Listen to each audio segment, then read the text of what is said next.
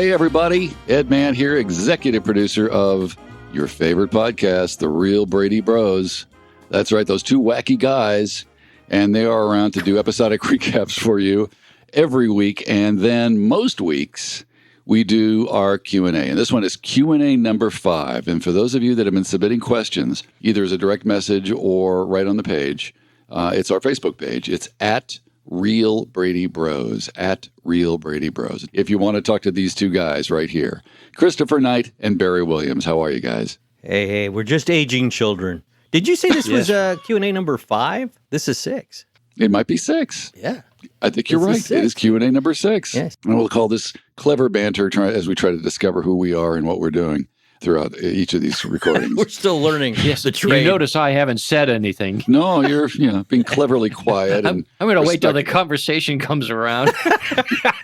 When we get to the important stuff, Barry will he'll slap me with a spatula, and then that'll be involved. The end of me. Anyway, let's just dive right into it.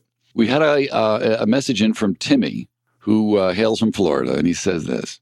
Forgive me if you've already seen this question from me, but when I was a kid around 1980, I remember Florence on a daytime talk show discussing the time when the Brady Bunch was just getting started.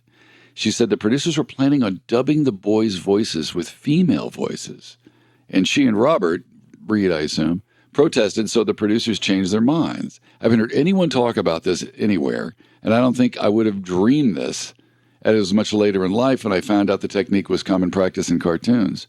Any response to this one? Florence, that'll cut up. I have never heard of such a thing. So what? What? The only thing I can say that is possibly a little bit similar to this is that there was dialogue about going to our true names, first names, because so many of them were similar. For instance, Bob was Mike, and Mike was Bob, and there's Susan, Cindy, Eve, Jan, Marcia, Maureen. So they had thought that they might use, Barry, Chris, Mike, and Maureen, Eve, Susan, but they would have had to go back and redub what had already been filmed, the pilot episode. But that's dubbing content. What this person is saying that Florence was saying was that they were not threatening, but why would they hire boys if they wanted girls? I mean, what would you get by dubbing boys' voices with girls' voices? Rumors fly. I know that I have in the back of my mind heard that because I understand that the show's in some 146 countries, and that is it Japan, that many? That's incredible. It is. It's a phenomenal number. Again, I don't. You'd have to fact check me on that, but I know it's an enormous number, or has been throughout the years. And I had heard, and this is rumor too, but that they used girls to when they translated us into Japanese. They used girls for the boys. Well, now maybe that's what she was referencing. Then maybe the context there was, and what Timmy, is that who asked this question? Mm-hmm.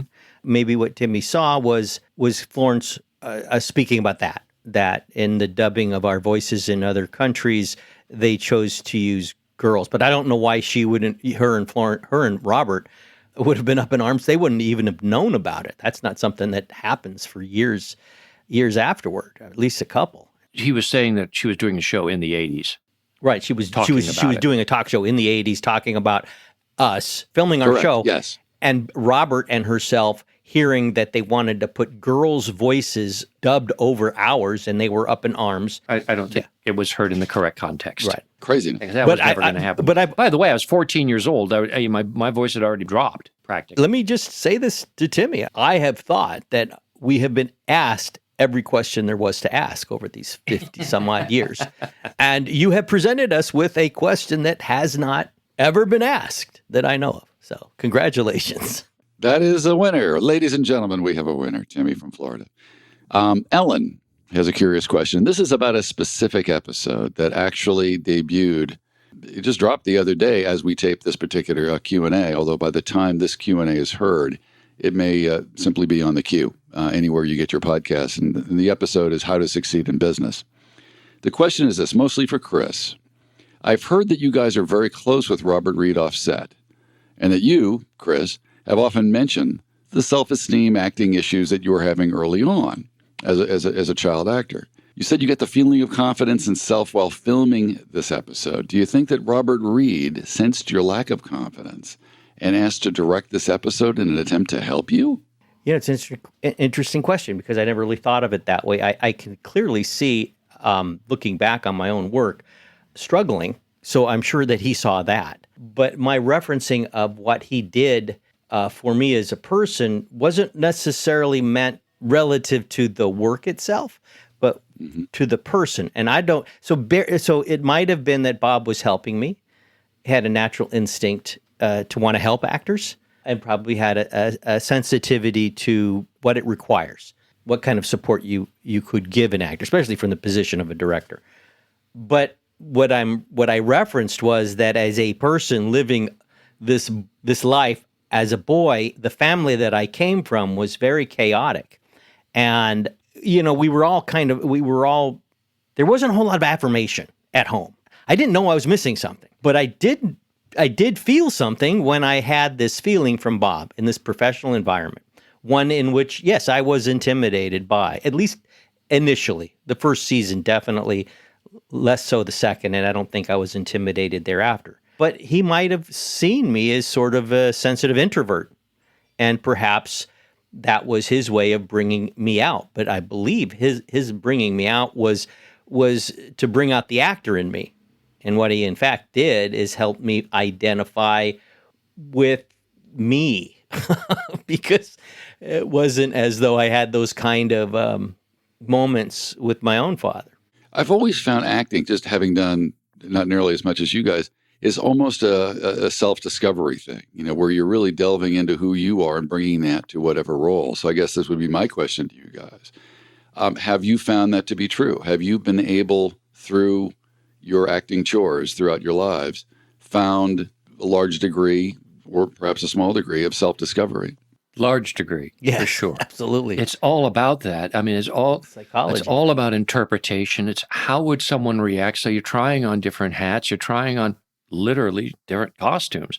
And there's an intensity. What Chris is referencing about being intimidated, that I don't know anybody who isn't or wouldn't be. It's serious business, and there's a lot at stake, and there's a tremendous amount of focus, microscopic focus on very small details, how you look, where you turn, if you blink. So when you're breaking apart a character, and there are so many different choices to come from, and the choices that are made come from who you are and what your context for referencing those elements is.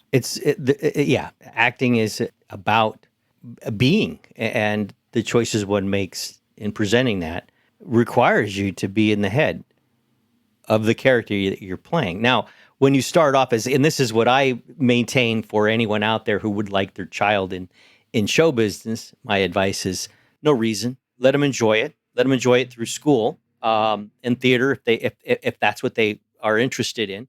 But don't push them into it as a profession, because as a child, you use that tool completely differently than you will as an adult.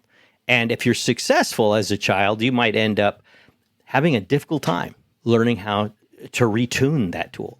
Essentially, as a 10-year-old, and I very much felt like this. In retrospect, I didn't have this context at the time, but I'm a vending machine as a 10-year-old.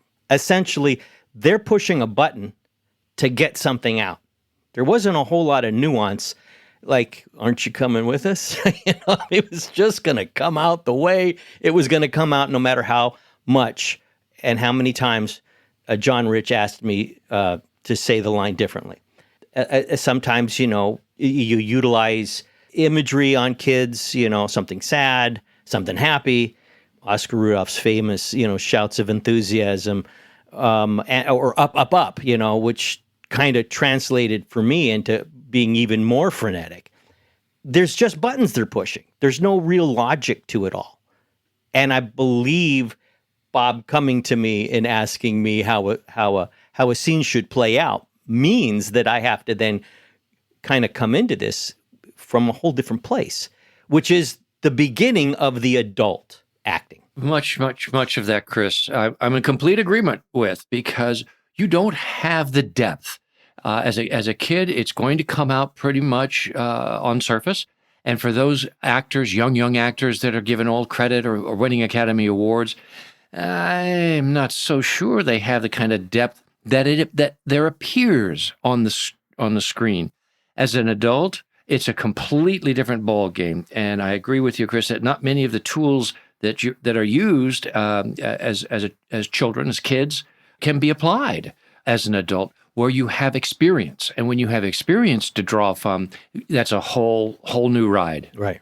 Yeah, I've always been amazed at actors and actresses that at such a young age, the Jennifer Lawrences of the world, for example, even a young Tatum O'Neal back in the day to some degree, could access emotions and feelings that for most part are very adult. I think that while the Brady Bunch was not necessarily an adult show for the children, to the extent that there were other shows out there that were, there would be some pretty big difficulties for children acting in programs that didn't have themes that were family oriented. Does that make any sense, or am I jumping off the deep end? I think kids can play all kinds of different roles other than family. But I do think that access to those kinds of emotions, but even that's technique and it's superficial. I've always been, I could cry. I could always cry. I would laugh and make you believe that I thought something was really funny. I could do those things, but the kind of demands that come from layered characters and nuance, a subtlety, and from just plain old life experience, not accessible to young just kids. Don't have the life experience yet. So they could, but it can appear that way, because remember that the shows are manipulating how we feel and how it appears. And you've got the right lighting, you've got the right music, you've got the right drive and momentum, the music behind it. The characters are written in a way that there's even more going on than's going on with the actor at the time that they're doing it. We joked about, or I did, the episode with with Paul Winchell. Where he's the producer, we're the family, the soap episode, where they're mocking through the writing the idea of there being motivation. Because it's something an actor actually needs to figure out, okay, so what am I after in this scene? Why am I here? Why am I walking through the kitchen right now? Those are all really important questions when you're an adult. They're not at all even thought of when you're a child. So that was what happened when Bob asked me that. It's all of a sudden, oh, well, I don't operate in this space normally because I'm never really asked. But let me think here. Yeah, I think I have some ideas what I'd be doing.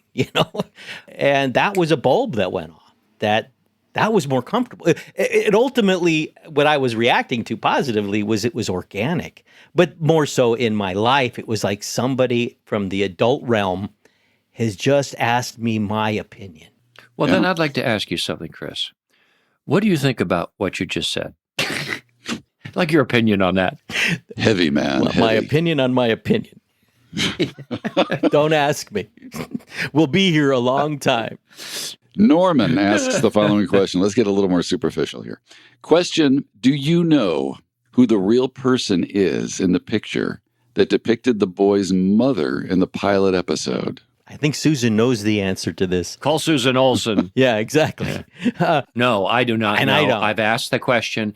I can tell you that I was told that it was the photo of our deceased mother that is referenced in the pilot episode, and Mike Brady talks about missing her and her being gone.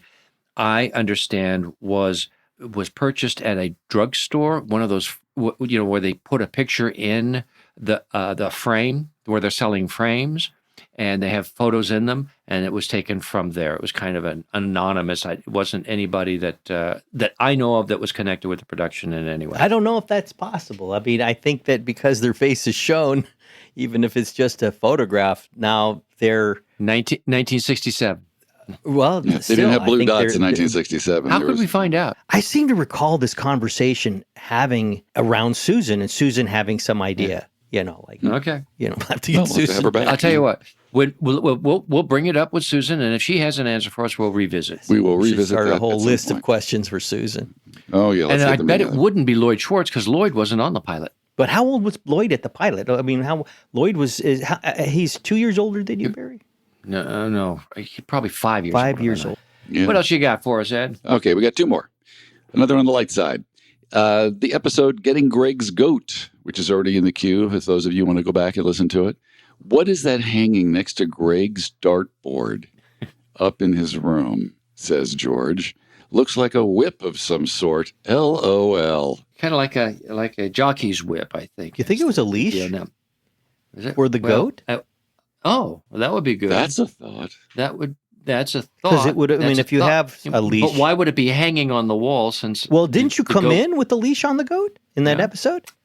That's good. That's a good reason. I'll tell you this that I think is funny. And that's what makes sense is that when we did a Very Brady renovation, they recreated, they built the attic bedroom and they recreated it and they found this thing and everyone was laughing about, well then they would say, what's this whip? What's Greg's whip going in there? And I couldn't answer it.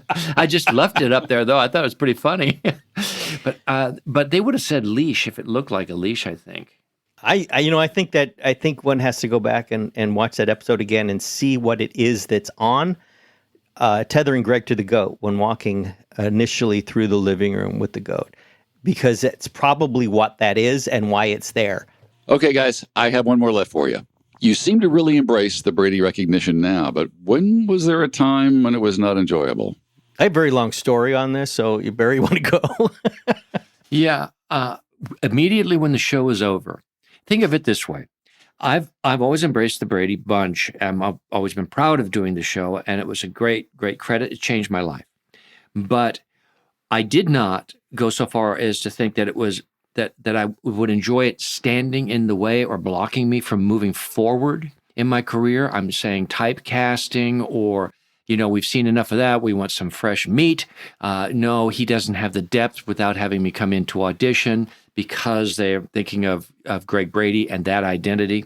So I resented that sense, and that was going on immediately when we finished, which is one of the big reasons I ended up going to New York to audition and win the role of Pippin and start my career in musical theater, because I wasn't subjected to that kind of prejudice. So that period, the irony was that was a tour. The first was the Broadway National Tour before I went back and did it in New York. And so we're changing cities, like frequently. And every city, the producer that had bought the show would send me out to go on the morning shows and go, do newspaper and print or talk radio or whatever. And guess what all of the hosts would ask about? Not the show Pippin I was doing and there to do. They would ask about the Brady Bunch. So there's really just been no getting away from it that I've ever found. But I used to resist it during that period when I thought it was interfering with my ability to move my career forward. I think it's just natural to want to escape that which you're known from as a child, even if it's an older child like a teen, than what you want to be known for as an adult. And when you can't escape your childhood, well, it can be aggravating, and you might show a lack of appreciation for that which you had success with earlier. I know in my case, it was I use gravity as the concept, right? This show has this gravity, and everything circles back to it. Like, you can't keep it away. Like Barry just said, he's doing Pippin. Questions are about Brady. And once one realizes that there are certain things that you might do that will have that kind of gravity, it's a double-edged sword. You should be very grateful that you've had something that caused or causes that kind of gravity to occur. And then, of course, when you want to escape it, it's not, you can't escape it. Now, let's use Larry Hagman as an example. He was known for I Dream of Jeannie. When people thought of Larry Hagman, that's the character. That was the gravity. As luck would have it, he ends up then as JR some years later, 20 years later. And from that point forward, now that has more gravity than I Dream of Jeannie. And then he's known as JR. And I guess as soon as you have two of those gravitational forces, you can feel free that in your mind, you're anything you want to be. Having a single one causes you to want to ditch it and go find another one. And I think in our case, we've had to learn that there's no outrunning this Brady thing. It's like trying to avoid wind. It's everywhere. You know, Chris, this is one of the reasons I enjoy so much doing the podcast, because it is the business of Brady, and it is the fun and the experience and reliving it. And you know, who's trying to run? It's getting into the minutia and finding the joy and discovering the takeaways and looking at it from a fresh context. It is a giant part of me. And I'm sure I speak for Barry. It's a giant part of all of us. To try to escape it or try to ignore it is like cutting off a limb. And you just have to find peace and find enjoyment in it. We're very lucky. I mean, it is odd to be 60 plus years old and being referred to as a kid, because that's what we are, the kids. And I think what Barry was saying too, the podcast. Yeah, the podcast gives you guys an opportunity to help meet the audience's expectation of that. They don't expect you necessarily to be anything but who you are now, but their memories are of you guys as young adults and children. And I think we address that in both ways with this podcast, which I think is really eye-opening, and I think that the fans are enjoying it. And may I say, that's pretty darn groovy. All right. This has been Q&A number 6, everybody. Groovy, baby. We'll have more of these. We love them. At Real Brady Bros is our Facebook page. Stay tuned for the next episodic recap podcast on the Real Brady Bros. Thanks, guys. Thank you. Brady on.